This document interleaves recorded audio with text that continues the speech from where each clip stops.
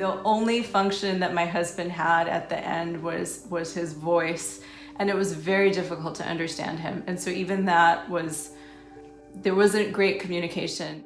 Every function that's lost by a person with ALS becomes a gain of function for the caregiver. And I became his hands. I was his hands, I was his legs, I was his voice, I was everything. One of our good friends that's an advocate, talks about the ALS clock.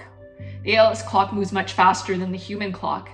I'm always looking at time, going, how much time can I give up right now? My husband knew from the beginning that ALS was going to be on the table with the symptoms that he was having, with the weakness and the muscle twitching that started really early on. In the days leading up to the diagnosis, you have a good idea that you're going to get the diagnosis of ALS. It takes so many appointments and seeing so many specialists to get to that point. So when you're finally seeing someone, you're pretty certain that that is going to be the diagnosis.